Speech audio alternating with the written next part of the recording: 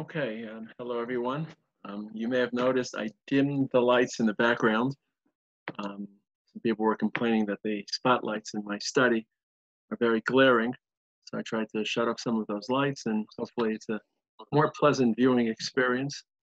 It's Monday, March 23rd, 27th of Adar. Wish everyone health and care and good care. And there's just so much to think about and so many areas of Torah to explore. And we have a lot of time on our hands, and we're becoming sensitive to areas which we may have breezed over in the past. So on that note, I want to talk about a mitzvah which we don't often think about, not often that relevant. It's a mitzvah that appears in the section in Parshas Kedoshim. I'm just going to mute everyone. Certainly, if anyone has a question, raise your hand or wave at me.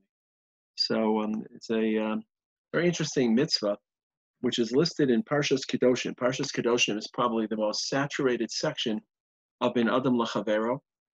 And the climax of this section is, of course, V'ahavta l'reacha kamocha. It's in Vayikra, Perek Yutes. Let's read some of the psukim. You shouldn't cheat, you shouldn't steal, you should give tzedakah, you shouldn't lie, you shouldn't withhold wages, you shouldn't insult people who are vulnerable, you shouldn't distort judgment. Lo tasu avol b'mishpat, lo tisa p'nei dal, lo tedor p'nei gadol, b'tzedek tishpat amisecha. Righteous system of the judiciary process. Lo telech rachil b'yamecha. Don't gossip. Lo tamod al dam reacha.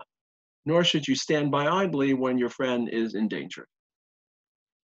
We call this in English the Good Samaritan law.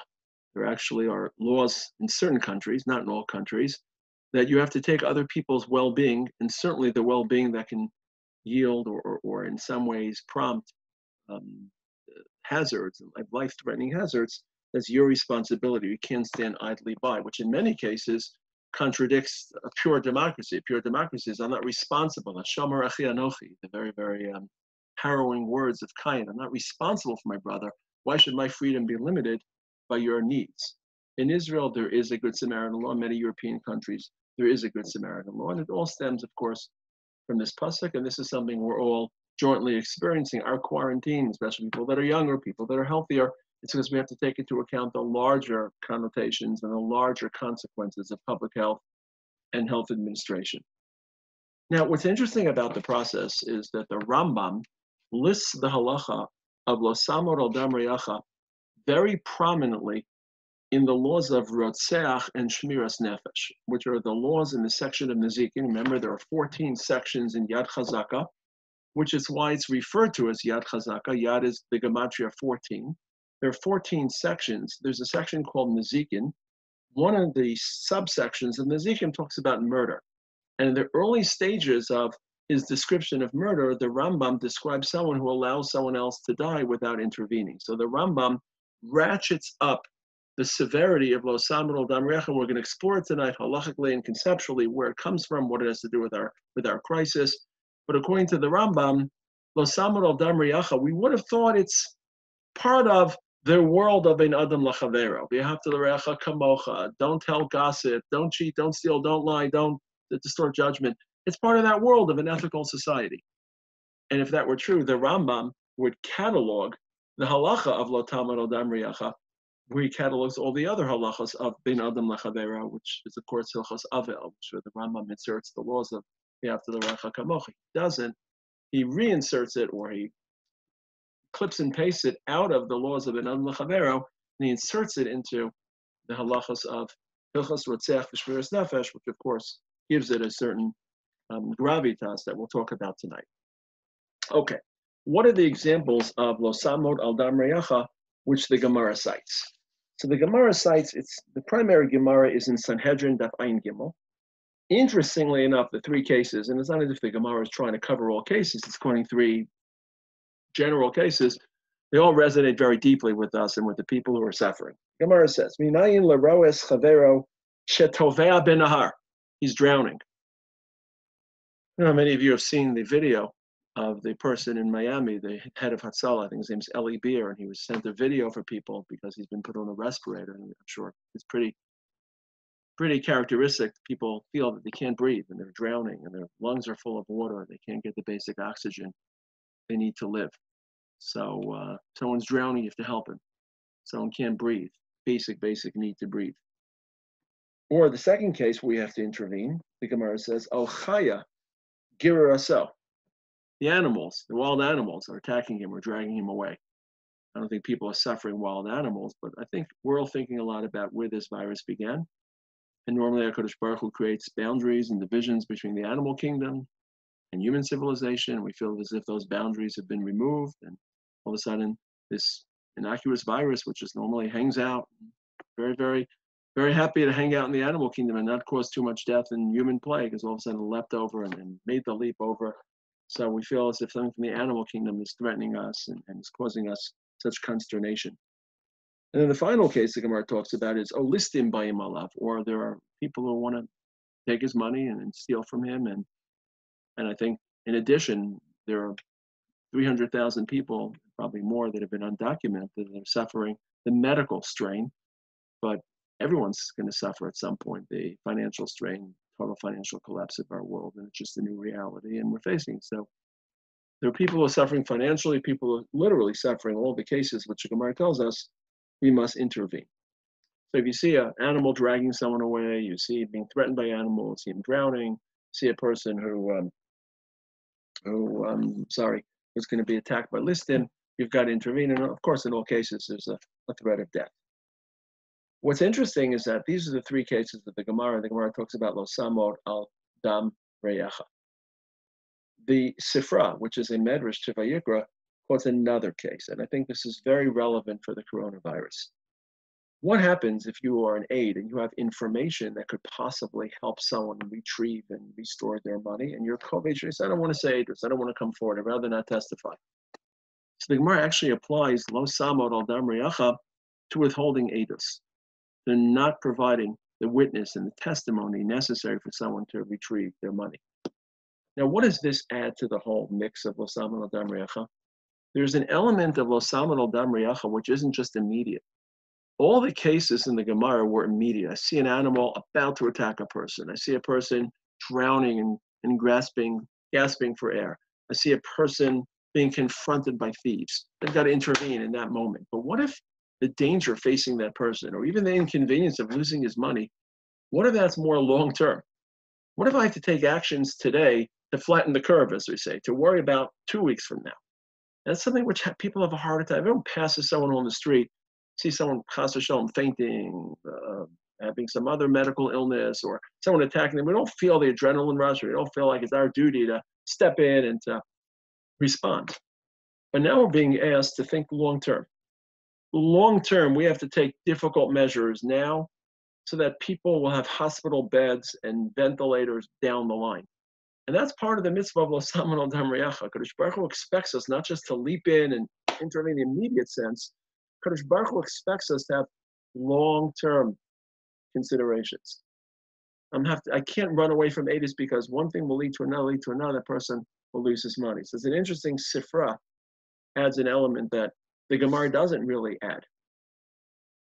Another aspect that the Rambam adds. I want to take a look at the Rambam. I'm just going to write an idea that I had. The Rambam talks about not just the cases the Gemara speaks of. This is again in Hilchos Rotzeach B'Shmiras Nefesh, Halacha Yudalin and Perek Aleph. He says, quotes the three cases: someone drowning, being confronted by thieves, wild animals. Okay. Oh, Sheshama Ovdei Kochavim Omosrim Machashim Malavra. Let's say there are Gentiles or unsavory people that are planning to exploit your friend. You've got to try to prevent that exploitation. Oh, Sheyada, or there are bullies. We would have thought, based on the Gemara, and the language of the Gemara is Minayin Leroa es Chavero Shetove Abanar. You see, you're standing by the banks of the river, you see him drowning. You're standing by the jungle, you see the animals attacking him. You're standing on the road, you see. What if I don't see it, but I know it? It's at a distance, not just long term, but I know what will happen. You would have thought from the Gemara, I don't have to intervene because I'm not immediate. I'm not standing there in Spain and sneezing, but I know what's happening in this world. And that's also part of L'Saman Al Dam Reyacha. So if you take this combination, the Gemara's cases, the Sifra's case, the Rambam's case, you basically have the trifecta that we're facing. We have people that are suffering next to us that we see, that we have to help and protect. But it's also a long term. We're being forced to take very, very difficult measures because of long-term planning. And to a degree, I spoke last week about the danger of statistics, and statistics convince us of tomorrow's inevitability, and prayer intervenes and preempts statistics. But statistics are helping us plan for the long term and arranging and coordinating decisions that may not seem, and just to see I don't have a word for it, the horrible, horrible images of people still attending public congregations and public situations and drinking together and socializing together. You're basically, you're murdering. You're murdering people. You're taking people's lives into your hands. Well, right now, of course you don't feel it right now. That's what makes this virus so dangerous and so challenging, is we don't know who has it. It's hard to detect it. It's asymptomatic, and people are carriers, and a little bit of chachma and chazal, by articulating the various layers of L'Saman Al Dam Reyacha, we're building a model for different circumstances, not just the circumstance we're standing by the river, we see someone drowning. So when I read these Gemaras and this Rambam, it hit me that it's exactly where we are. And it's also, I don't know if you saw a lot of boys and a lot of people listening from Chutz La'aretz. I don't know if you saw Erev Shabbos, I think it was, or maybe Thursday at 6 p.m. All the Israelis got out onto their merpesets, onto their porches, started clapping, giving a round of applause for the doctors and for the medical staff. And you've seen the pictures and you've seen the reports, and just to realize there are people that are not just working overtime and double shift, but are literally endangering their lives to protect others. Now, obviously, every situation is different, but that's who we are as human beings. And when the Rambam, I closed the Rambam, but when the Rambam talks about L'Saman Al Dam Reyacha, actually, he doesn't apply it, I apologize, but who says, let me just see here, my Minchas Chinuch, the Gemara in Sanhedrin has another application beyond the three that I mentioned. In Minayin, the Gemara says, L'rodef achar chavero, l'hargo, shetachayev latzila b'nafsha. So now it's not just pulling a person out of the river, it's not just trying to protect them against the wild animals. Well, presumably you've got the guns, you've got the material, you've got the safety float and the safety ring. But you have to get involved in a person who's being threatened and in the process of being murdered, even sounds this way. It's a big debate, but this is the diak of the Kesef Mishnah, so it's pretty clear. Even if you're endangering your own life. So again, we have to take responsible behavior. We can't throw one life away for another, but people who are in the front lines, I mean, I'm proud to report, I know there are a lot of people listening to this year who are one way or another affiliated with Yeshivat Har Etzion. There's been a major call-up of Hesder boys to serve in various positions and various functions in this very elaborate effort to sideline people with coronaviruses, to test people. One of my Talmidim, Shir Dalit, is being called tomorrow to conduct blood tests. I don't know if they'll be drawing the blood, but they'll be ushering people in and escorting them. And again, we're going to try to be as careful and take as many precautions as we can. But so the mitzvah of Lasam Adam Riacha probably applies. I don't want to paskin because it's a big machlokas, but certainly conceptually isn't limited only by throwing a lifeboat or by not walking by.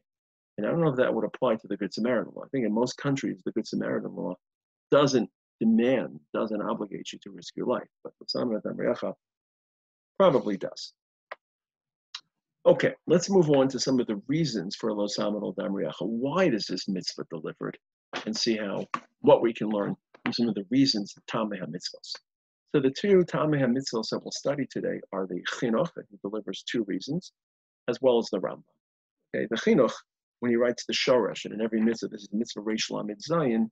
So in his Shoresh for Reish Lamed Zayin, he writes this as two reasons if to really separate them. Number one, very interesting.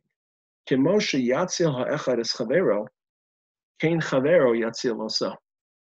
Very utilitarian. What type of society do you want to live in? Codependent responsibility or individualism? If you don't save people, then no one will save you. And if you save people, then you'll create an ethos where others will save. And of course, we can't live in society without saving lives and protecting. And thank God today, we have institutionalized life-saving measures and life-saving apparatus, but sometimes to a fault. So we have a fire department, we have a police force, we have an army, and we have medical services. And that's alleviated us from some of these interventions. I spoke this morning for my 5-minute chizuk, and those who would like to just sign up on WhatsApp. I spoke to it about Bikur Cholim and how now there's I think in my mind, a revival of Bikur Cholim opportunities. And I'll just make a pitch. I call it the Bikur Cholim Project. Try to call one person every day who you can help. Someone is older, someone is more frightened, someone that lives with less support, less of a family unit, less of financial resources. Call someone. I know a lot of people who are not yet at that age. They're sensitive to people. I know there are probably adults listening, and we all know the people who live alone, who are divorced, who don't have the family structure. So call them and just say, I'm there for you. I called 2 people today who I felt were probably having a harder time with it. So just try to take that Bikur Cholim challenge. Try to find, as much as you can, people that in your life that you know who could just use the boost. You call them and not just for them, for yourself, because you shouldn't be stuck in your own, trying to survive. Being in survival mode, it's not a good place to be. If you care about people, then it just makes your life richer, it makes you more sensitive. So very interesting. What type of society do we want to live in? And this is, I've talked about this thing in the past. We became very individualistic. We subcontracted all of our Ben Adam Chaveros out to organizations and hospitals, and we created a world in which we could live very individual lifestyles without the interconnectivity. And Lo Samad Adam Riacha reminds us that it's not a society that has community and has joint experience. So you have to save people's life, even at the cost of your life, at the risk of your life, because you're creating a type of society it's worthwhile living in. So it's interesting that he cites it like that. And then he says a different reason. He doesn't say if you owed, but it's clearly a different idea. V'hakel chafetz b'yeshuvo. And Hashem wants the world to be populated. Ki lasheves yitzara. This is a play on the pasuk in Yeshaya, Parak Memhei, pasuk Yudches. Lo sohu bira. Hashem did not create a world of sohu. He created a world out of sohu vavo. The world was gracious, broken, the world was sohu vavo, and Hashem created form, matter, and organization, and systems. So in Yeshaya, it's repeated. Lo sohu bira. Hashem did not create a world for be oblivion, to be meaningless. Ki lasheves yitzara. Hashem created to be populated. Therefore, when we have children and raise families, we're really making 2 mitzvahs. One is a mitzvah for Ruvu, and one is Just Hashem wants the world to be populated. The Gemara Yevamos talks about even when you've already been Mekayim your mitzvah for Revu, you should still have as many children as you can to populate the world. So this is an important mitzvah because it's based on a pasuk and HaKadosh Baruch Hu's will that people should live and that the world should survive. Because I keep getting back this every night. Some people may not see it in this world. People are dying in numbers that just boggle the imagination. And it may get worse before it gets better, chas v'shalom. You may see numbers that are grossly inflated. But that can affect our view of HaKadosh Baruch Hu. HaKadosh Baruch Hu wants this world to thrive. He didn't create a world for no meaning, purposeless. There's not a world where Hashem wants mass death and mass casualty. For whatever reason it's happening, we don't have the answers to that. But Hashem doesn't want the world to be this way. And Shekhinah is suffering for whatever reason at this point as well, because there's no joy in heaven. And so many innocent people die. So this is what the Chinuch provides as the reason for Lo Saman Al Dam Riach. The Rambam, interestingly enough, not in his Sefer HaMitzvos, where he typically describes reasons for mitzvos, but in the Yad Chazaka, the Rambam has a line that sheds a different angle to this mitzvah. So again, it's in Parak Aleph. I keep losing the place here. I apologize. Parak Aleph. The Rambam writes as follows. He editorializes after he provides the actual mitzvah. He says, Dalit is the mitzvah itself. Okay. Afal pi she'ein lokin, the last halacha in Parak Aleph, halacha tezayin. Afal pi she'ein lokin alav in elu. If you violate lasaman al dam recha, you don't receive malchus because it's a lav she'ein bo maisa. There's no action. Without an action, you can't receive malchus, but it's technicality, of course. Chamurim heim, they're very, very severe. Shekol ha'ma'abei nefesh achas mi Yisrael. If one life has been lost, kilu ibed kol ha'olam kula. If the entire world has been lost. V'chol ha'makayim nefesh achas mi Yisrael. Kilu kiyim kol ha'olam kula. Before I continue in the Rambam, of course, pure halacha says that lo tamod al dam riyacha only applies to Jewish lives. So in terms of pure halacha, the word riyacha is very limiting.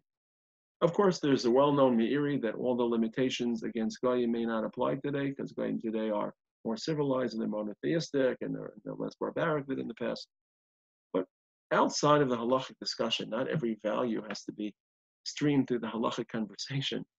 Obviously, in our stage of history, we're just as willing to protect lives of non-Jews as we are Jews. So whether the mitzvah itself of L'samel al dam recha does apply or doesn't apply, the values of L'samel al dam recha, everything I've spoken about applies to Jew and non-Jew alike. So I want to make sure that when you're reading the Rambam, listening to the Rambam, if you ask me psak halacha, does the mitzvah of L'samel al dam recha apply to a Gentile? Probably no, but we're not here passing halachas. We're here trying to develop moral sensitivity based on HaKadosh Baruch Hu's ratzon, which was canonized in halachas. So for the Rambam, it's that famous medrash. And I think that living through this crisis has given deeper resonance to that.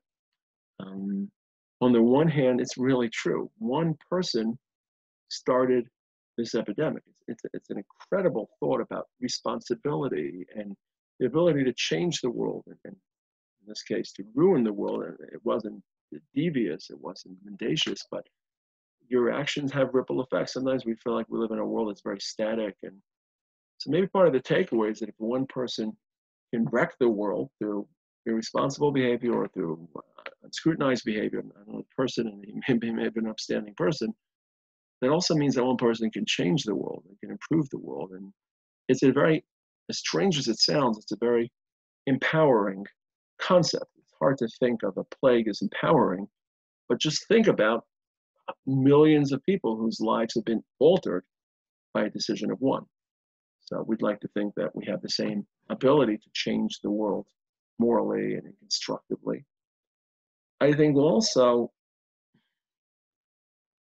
I don't know if England were that, but there were certain people that cast England's policies as a survival of the fittest approach. Let everyone catch it, and whoever dies, whoever develops immunity. I'm not sure that that's true. And speaking to people in England, I'm not sure that that's reflected, but the people saw it that way. But either way, most of the Western world, most of the civilized world has not taken that approach. We're here because we're responsible for every single life. Every life that is taken is a world that's taken. And we've all seen the heart-rending pictures of people dying in Italy and other places, not even being able to say goodbye to their loved ones, an entire world collapsing. And it's so important during a plague not to let the statistics obscure the value of every single life, every single person. And it can, because if we just, the numbers become deadening and they deaden our senses. And even one person is an entire world. So if you had to sacrifice your life to save the entire world, of course you would. So you have to endanger your life to save even one life, the Rambam says, and that's the notion behind Osama al Damriyacha. I just want to end on not an upbeat note, because I don't think anything here hasn't been upbeat, but just to pull it all together. That same Gemara in Sanhedrin that talks about the mitzvah of Osama al Damriyacha quotes another source. The Gemara says, I'm going to see if I can get it out here.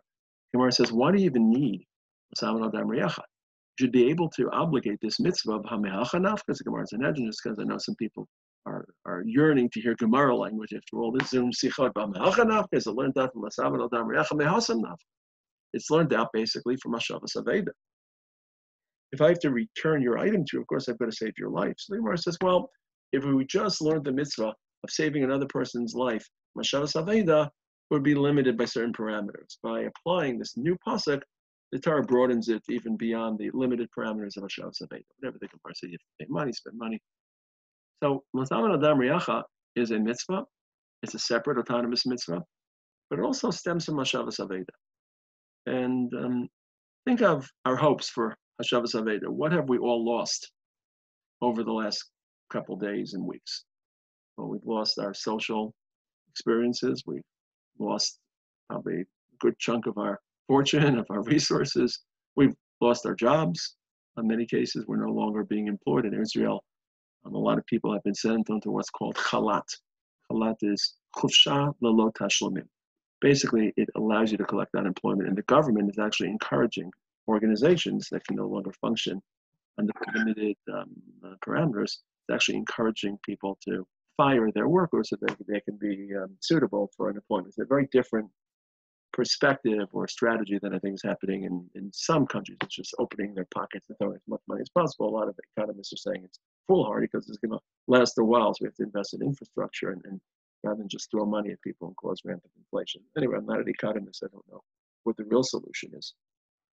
But part of what we're trying to perform through our joint responsibility as Hashavas Aveda is returning to our past and returning things that have been lost and trying to recover ourselves and for others. So as everything, if you think about these mitzvahs, and you just try to find the mitzvahs that are relevant and parts of Torah that are relevant, there's a lot to learn. And these are learning experiences, and Hashem wants us to learn and wants us to grow. We don't know why this fashion. It's hard to know. And then I encourage you, please, please, please, if I just can request, I think it's important to translate, and I'm trying to help you translate and to think about ourselves and think about our world and think about the post-world, about all the issues. But don't fall prey to simplistic, patronizing, or offensive statements. The reason the plague is because of this or because of that, or this is, no one knows the ways of HaKadosh Baruch Hu. If anything, a plague should demand from us intellectual humility. Everything should be said with, yes, you can record the share, of course, and it's going to be recorded and posted afterwards, but please, please, please, translate, articulate, grow, question, scrutinize our world, try to become a better person, but without the intellectual arrogance, and we know exactly what's happening. That's not the derech of Avodat Hashem. Okay, again, this year will be posted as a video on the Gush YouTube channel, and the audio will be on YU Torah, and they'll all be in them. Put them both on my Facebook and Twitter, and that's really the best way to find updated information. That's everything I'm putting out is going to be at least referenced there or noted. May everyone have a good, safe, healthy, responsible night of spirit, optimism, and emunah.